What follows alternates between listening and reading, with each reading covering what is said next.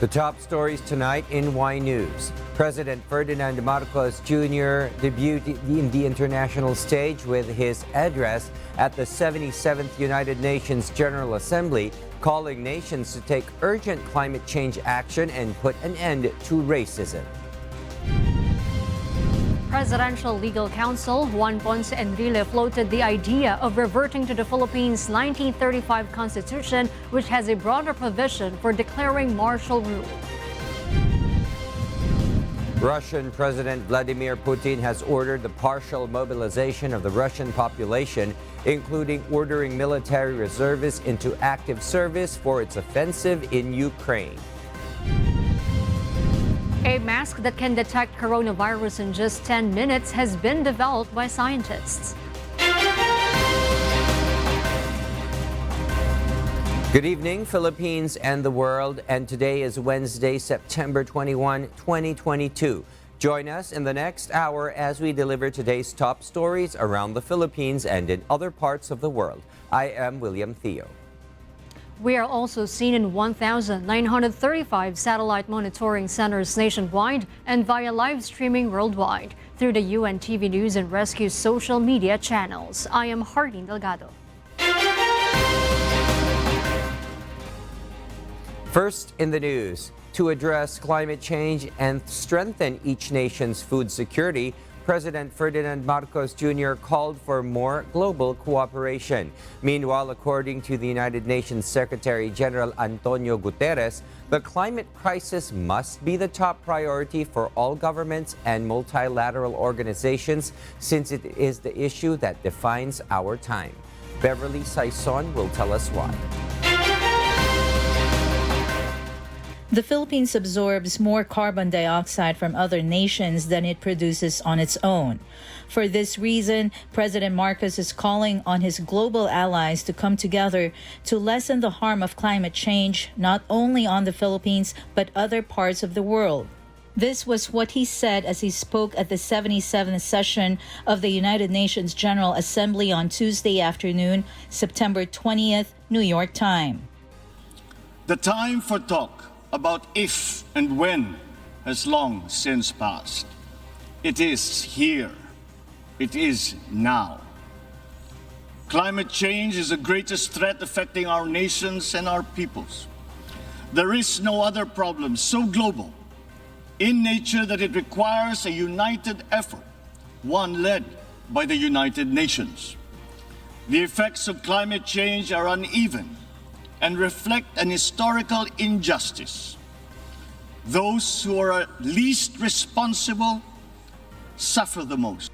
He called climate change a shared responsibility between all nations, and that developed nations must fulfill their obligation to reduce greenhouse gas emissions as outlined in the UN Framework Convention on Climate Change and Paris Agreement. Marcos emphasized the Philippines will also do its part to alleviate the effects of climate change and to bolster food security, a global issue made worse by the pandemic and the Russian-Ukrainian conflict. We crafted the 2030 Agenda for Sustainable Development as a platform of unity, where our societies can build a future that is resilient and that is inclusive, where our people can be healthy, happy, and secure. This requires investment in food security, the fragility of which has been clearly demonstrated by the pandemic and the conflict in Ukraine. We need to take concrete steps towards a modern and resilient agriculture. For food is not just a trade commodity, nor is it just a livelihood. It is an existential imperative and a moral one. It is the very basis of human security. President Marcos' sentiment matches that of UN Secretary General Antonio Guterres, who shed light on climate crisis as one of the defining issues of our time. There is another battle we must end, our suicidal war against nature. The climate crisis is the defining issue of our time, and it must be the first priority of every government and multilateral organization. And yet, climate action is being put on the back burner, despite overwhelming public support around the world. Global greenhouse gas emissions need to be slashed by 45% by 2030 to have any hope of reaching net zero emissions by 2050. To do that, he urged the world to end its addiction to fossil fuels, accelerate its transition to clean, renewable energy, and that polluters must pay. He said those funds should go to help defray the cost of climate change in countries suffering loss and damage from the climate crisis and to people struggling with rising food and energy prices. Following President Ferdinand Marcos Jr.'s participation to the 77th session of the United Nations General Assembly High-Level General Debate, he met with UN Secretary General Antonio Guterres at the UN headquarters in New York on September 20, 2022. Beverly Saison, UNTV News and Rescue. We serve the people. We give glory to God. President Ferdinand Bongbong Marcos Jr. called on world leaders to back the Philippines' application to join the United Nations Security Council. Marcos made this appeal in his speech at the United Nations General Assembly's 77th session. In his speech, the president called on the UN to continue its flagship global peacekeeping tradition and said the Philippines could help the UN Security Council's work. My country's experience in building peace and forging new paths of cooperation can enrich the work of the Security Council. And to this end, I appeal for the valuable support of all UN member states for the Philippines' candidature to the Security Council for the term of 2027 to 2028. President Marcos Jr. called for the elimination of racism and Asian hate, pledging to accelerate the implementation of a joint human rights program with the United Nations. President Marcos stated in his address that the international system must remain fair and, more importantly, for everyone. The Philippines-United Nations Joint Program on Human Rights, according to the President, is an example of a constructive approach that put the people, not the politics, at the center of this work. The joint program aims to reaffirm the country's commitment to human rights, the value of open democratic space for civil society, and the idea of international cooperation. Today is the 50th anniversary of the declaration of martial law in the Philippines by the late President Ferdinand Marcos. Some groups trooped Manila's streets to commemorate the event. Dante Amento reports. Members of Yakap, Kalinga at Pagmamahal or the Yakap movement conducted a candle lighting ceremony in honor of the martial law declaration anniversary. Yakap founder Relisa Lucena, mother of Alicia Jasper or AJ, who was recruited by the New People's Army, stressed martial law is not bad, but it imposes discipline particularly to the youth. They strongly object to the alleged continuous recruitment by the communist groups even in grade schools. Tigilan na po nila yung pagre-recruit, tigilan na nila yung pagpopropaganda gamit-gamit ang martial law. Dahil ang martial law ay idiniklara para labanan ng terorismo, para mapigilan ang pagsakop ng mga terorista at hindi mapabagsak ang ating gobyerno. Vilma Absalon, mother of Kit Absalon, an FEU student and football player killed in Masbate by the NPA, disclaimed that she would prefer martial law to save the youth from the influence of rebel groups. Mga matatalino kayo! Huwag kayong magpahamak ng mga kabataan! Kasi yung mga kabataan ay madali niyong mabihag. Lalo na yung may mga problema, mas lalo niyo pang ini-insinuate ang utak upang masama ninyo sa bundok. The group advises parents to be watchful of their children and to the youth not to listen to the enticed words of those individuals used by the CPP, NPA, NDF to recruit and destroy their future. Para po sa mga kabataan, huwag niyo pong subukang sumapi sa kanilang organization ni kahit makinig man lang ng ni isang mga salita galing sa kanila dahil mapanlin lang sila, dahil kaya kanilang paikutin at kaya kanilang sirain yung buong pagkatao mo at hanggang mapasampa ka sa bundok. Dante Amento, UNTV, News and Rescue. We serve the people. We give glory to God. Meanwhile, amid proposals to tinker with the Constitution, Chief Presidential Legal Counsel Juan Ponce Enrile proposes to a Senate panel to scrap the 1987 charter and elect 48 senators. Harleen Delgado will tell us why. A top palace official has backed calls to change the Constitution. In the fifth hearing of the Senate Committee on Constitutional Amendments and Revision of Codes, Chief Presidential Legal Counsel Juan Ponce Enrile suggests to revert back the country's charter to 1935 Constitution. Ang pinaka magandang naging saligang batas ng Pilipinas ay yung 1935 Constitution. Maigsi, brief, simple, easy to understand. Enrile proposes to double the number of senators from 24 to 48, while the senatorial elections should be done every 2 years instead of the current 6 years. The purpose of changing 8 every 2 years was to be sure that 2/3 of all the senators must be in place at any given time, so that in case of danger or any kind of emergency, there must always be 16 senators that can be relied upon. He also agreed to put back the words imminent danger in the martial law provision in the Constitution as part of its grounds for declaration. Simple yun.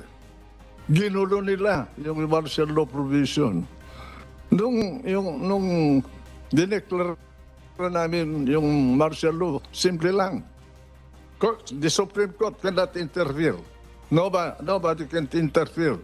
The power of the President was absolute. However, former Bayan Muna Party List Representative Nery Colmenares believes there is no need to change or amend the Constitution as it would not solve the poverty situation in the country. May data rin na sinusyong experts during the debates, lumaki ang FDIs, foreign investment, hindi naman umangat ang buhay ng manggagawa, hindi naman tumaas ang sahod, hindi naman dumami employment. Walang correlation. Hindi automatic. Kasi maliit lang naman ang i-employ. The Senate panel, headed by neophyte Senator Robin Padilla, is set to conduct another hearing on proposals to amend or revise the charter. Harleen Delgado, UNTV News and Rescue. We serve the people, we give glory to God. Lawmakers in Congress urge the Department of Justice to provide better legal service for persons deprived of liberty. Eileen Cerudo will tell us why. There are still detainees in detention facilities who are still waiting for a conviction. During the budget deliberation in the plenary, One Rider Party List Representative Bonifacio Busita said that apart from congestion, PDLs are also suffering from poor facilities including restrooms. Sa isang araw po, may mga detainees tayo na binibigyan lamang ng 2 minuto hanggang 4 na minuto para makagamit ng comfort room. There is also a detention facility with a capacity of 100 that accommodates around 600 detainees.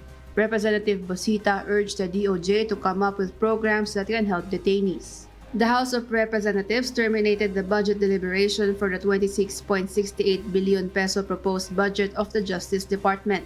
During the previous budget deliberations, the DOJ said it increased the budget allocation for the Public Attorney's Office in order to provide better assistance to PDLs.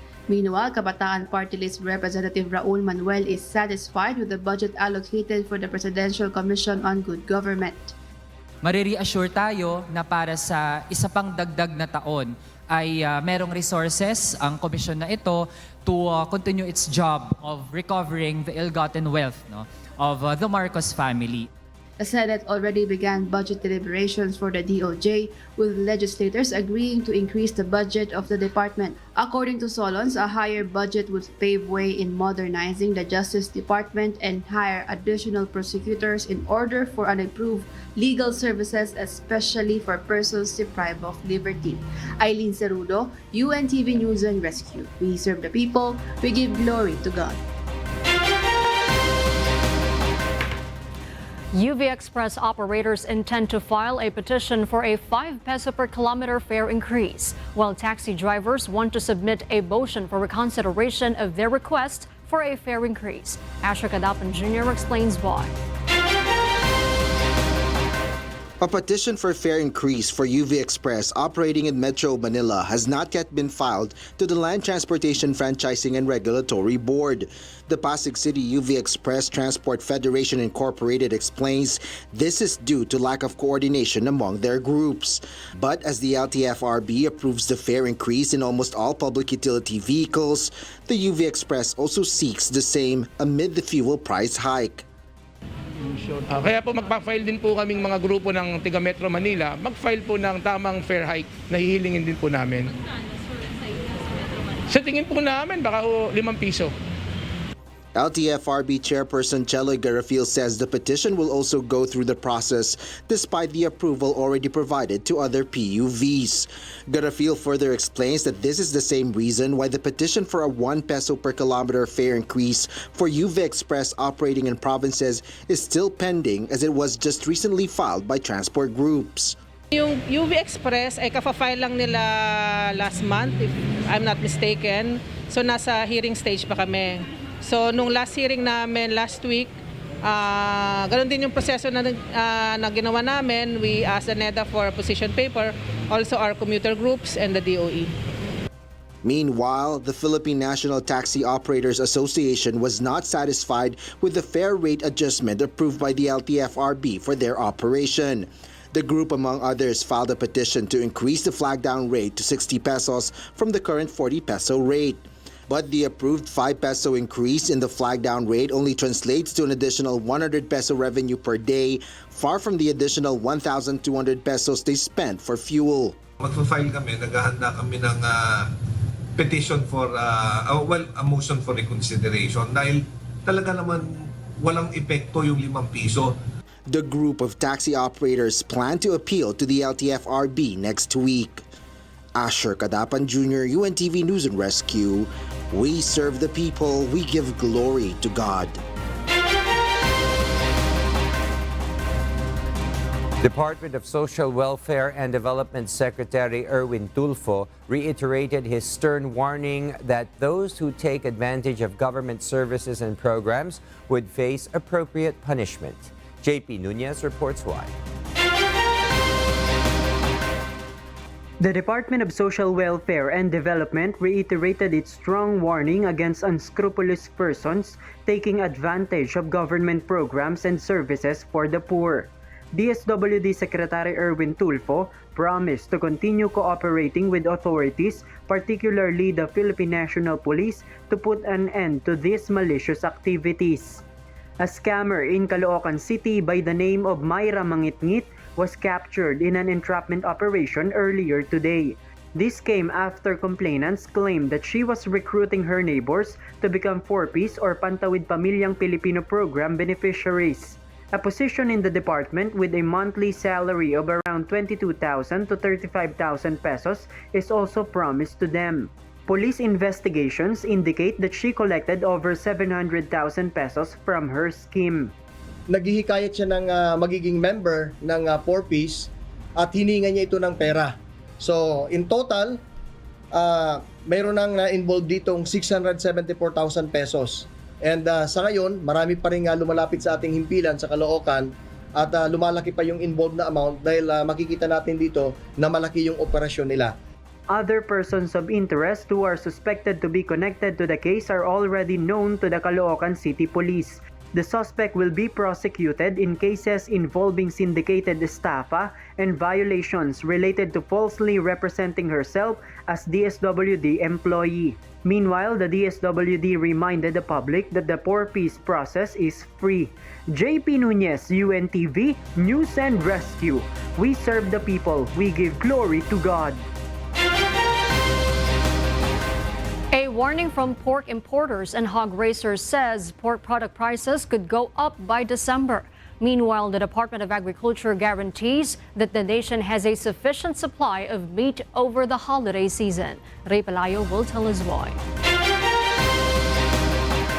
Meat Importers and Traders Association President Emeritus Jess Cham projects a 10 to 20 pesos per kilogram increase in the price of imported pork by December. The high demand in the global market and the exchange rate of the peso against the dollar both contribute to the observed increase in change. Currently, ang po kilogram prices go as high as 280 pesos, while casing prices go as high as 240 pesos per kilogram. The group requests that the government continue the low tariff so that they may continue importation. Kapag ang tariff natin magiging 30%, then 30% ang challenge natin, ang hurdle natin. Then we cannot compete. Ang mangyari po, we will not be able to buy. However, the group of hog raisers would like to stop importation or restore the original tariff. They also forecast a December price increase of 30 pesos for local pork.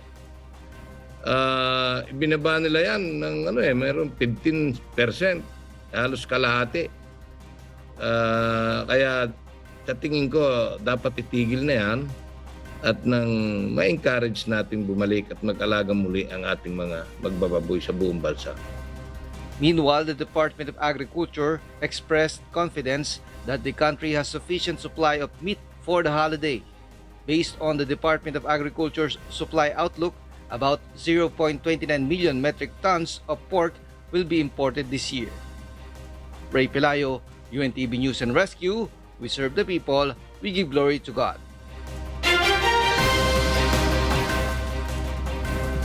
Due to suspected violations, the Philippine National Police will summon the security company that employed individuals who are said to have tented close to the Masungi Georeserve in Rizal. Leah Ilagan reports why.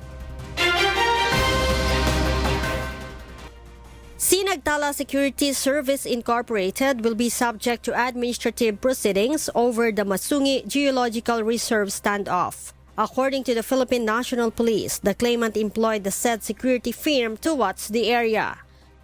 They will be conducting administrative proceedings to find out kung anong mga administrative liability ang pwedeng i-impose dito sa security agency na nag-employ dito sa 6 na security guard na presently still remains posted doon sa kilometer 48 po. Despite the 15 firearms that were confiscated from the 6 security guards being registered weapons, PNP spokesperson Police Colonel Jean Fajardo claimed that the police still discovered violations.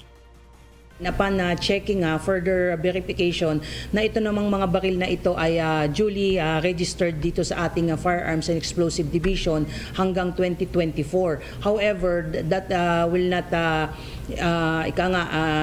make them yung kanilang security agency will be made to explain how come itong kanilang mga security o sa kanyang security officer failed to bring with him yung firearms registration. Colonel Fajardo said investigators are continuing to look into reports that retired or even active PNP members are involved in the land dispute. On the part of the PNP, we are just limited in the maintenance of peace and order and security dun sa area. Kaya hanggang ngayon po ay patuloy po tayo nagme-maintain ng high police visibility doon po sa areang nasabi.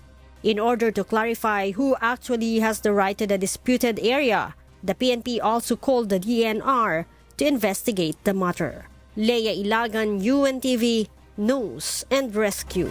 We serve the people. We give glory to God.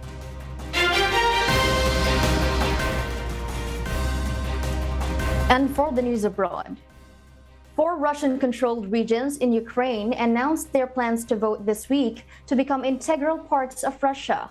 Meanwhile, Russian President Vladimir Putin has ordered the partial mobilization of the Russian population, including ordering military reservists into active service. Maeve Dog will tell us why live.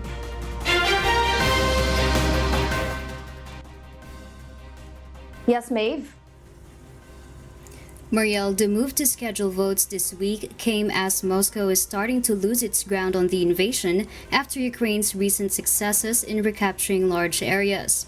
Russian-installed authorities in the occupied regions of eastern and southern Ukraine have already outlined plans to hold the referendums on their membership to the Russian Federation.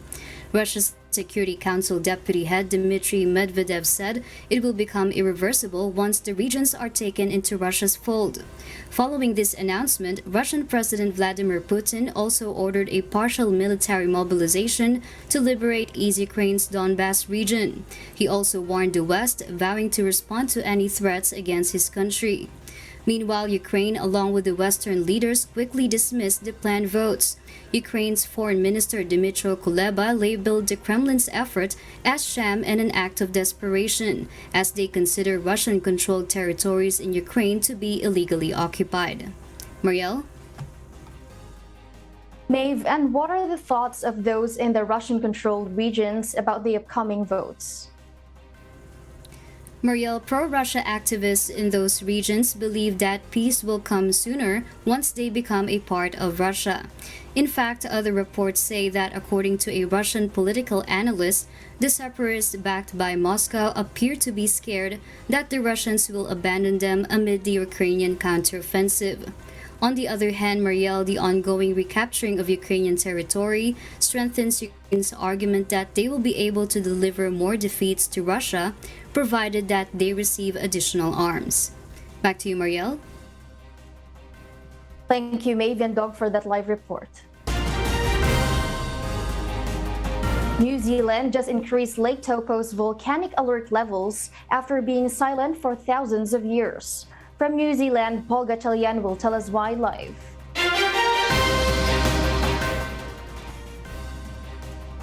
Yes, Paul, good evening.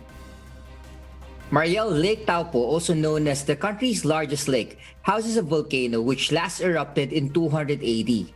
The 700 small earthquakes recently detected are worrying scientists that the supervolcano may be waking up with another possible explosion. Geological agency GeoNet confirmed that the giant volcano's caldera and ground deformation increased the level from 0 to 1 for a minor volcanic unrest on a total scale of 6. Scientists from the agency noted that eruptions may happen at any level, especially if the volcano's activity unpredictability changes. Lake Taupo caused the largest eruption on Earth almost 2,000 years ago and devastated majority of the central North Island before humans inhabited the land. GeoNet added that even though it is only now that the level of unrest has been raised, low and minor activities has still been detected previously. Marielle?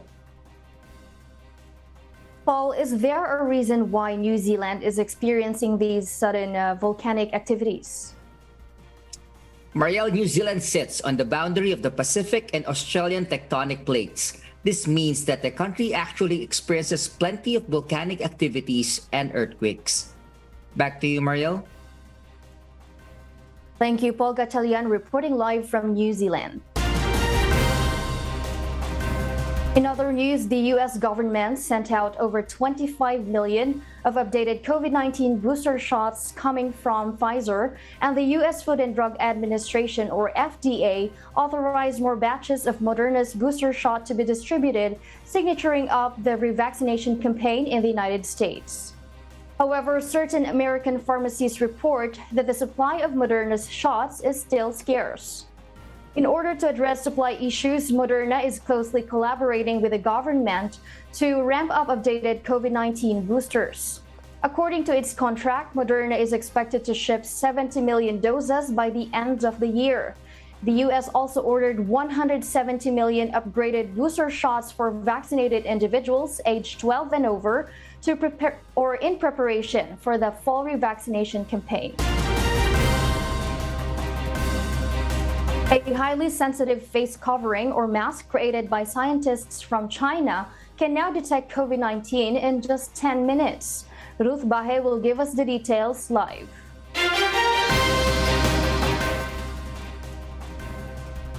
Yes, Ruth, go ahead. Marielle, previous research has already shown how wearing face masks can reduce the risk of spreading and contracting the coronavirus. Now, Chinese researchers have extended its effectivity by developing a mask that can detect the virus in 10 minutes, as well as alert the infected wearer through a phone application. The mask, along with the sensor containing aptamers that recognizes COVID-19, was tested in an enclosed chamber by spraying liquid containing the virus proteins on the face mask. They found that the sensor responds to just 0.3 microliters of the liquid, which is around 70 to 560 times lesser than the amount of liquid produced by a sneeze, and even lesser when coughing or talking. The study and its findings were published in the journal Matter with the author Dr. Yin Fang from Shanghai Tongji University, stating that their mask works well in enclosed spaces with poor ventilation where the risk of infection is high. Aside from COVID-19, their model can also recognize swine flu and bird flu. Additionally, the team wants to improve the mass detection of diseases and develop wearable gadgets to assist individuals with managing other illnesses such as cancer and heart disease. Back to you, Marielle. Thank you, Ruth Bahe, reporting live. And those are the reasons behind the news in other parts of the globe. I am Mariela Toza reporting live from Perth, Australia. Good evening. President Bongbong Marcos Jr. and U.S. President Joe Biden will meet on the sidelines of the United Nations General Assembly, according to a Facebook post by Press Secretary Trixie Cruz Angeles. The alliance between the Philippines and the United States of America is expected to be discussed by the two leaders, specifically with respect to mutual cooperation, two-way trade, direct investments, and other worldly problems. The Chinese government said it is ready to cooperate with the Philippine government in order to fight against crimes related to the Philippine offshore gaming operators, or POGO. In a statement, Chinese ambassador to the Philippines Huang Xilian stressed the Chinese government's disapproval on gambling. The official said crimes induced by and associated with online gambling not only harm China's interest and China-Philippines relations, but it also hurts the interest of the Philippines. There are 175 POGO firms closed and around 40,000 Chinese nationals with no jobs. The said Chinese nationals are currently at the Bureau of Immigration Detention Facility awaiting deportation. The Commission on Elections has rescheduled the printing of ballots for the Barangay and Sangguniang Kabataan elections to the last week of September. The printing of over 91 million ballots which will be used in the BSKE on December 5, was originally scheduled today. Based on the revised Memorandum of Agreement with the National Printing Office, there will be an additional security feature to be included with no additional cost to the COMELEC. The NPO is also offering the provision of warehousing and warehousing services for the ballots instead of procurement via competitive public bidding. The House of Representatives on Tuesday approved the BSKE postponement on third and final reading, while the Senate has approved its version on the second reading. The Department of Social Welfare and Development and the Public Attorney's Office signed a memorandum of agreement which aims to provide legal aid to solo parents and their children. This includes providing legal support to children seeking financial support from the liable parents. The memorandum of agreement was sought after an influx of requests from solo parents wanting their partners to provide financial and child support. According to DSWD Secretary Erwin Tulfo, the current administration has identified the need to provide legal advice and assistance to victims of economic abuse, including children and solo parents. Meanwhile, the Public Attorney's Office has committed to extend free legal services and representation to qualified complainants. Our kasangbahay, as the world faces these trying times amid the pandemic caused by coronavirus, we are inviting everyone to join the global prayer for humanity. Good day. I'm Brother Eli Soriano of the members of the Church of God International. I want to invite you to join us in a minute of prayer every day to pray for humanity and the whole world as we go through these perilous times.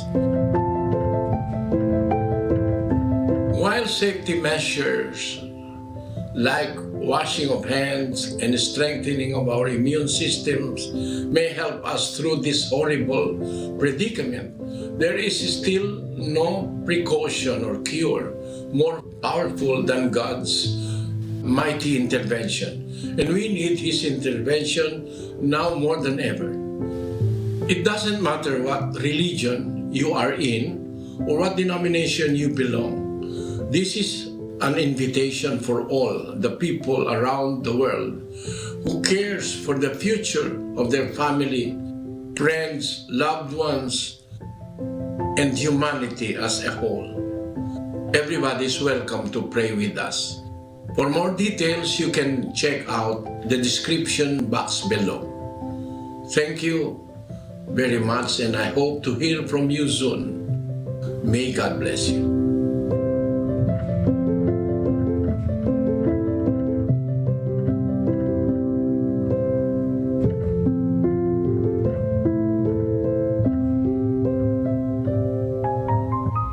And before we close, we will leave you with a word, giving glory to God. From the book of 1 Peter, chapter 2, verse 15, it says, "For so is the will of God, that with well-doing ye may put to silence the ignorance of foolish men."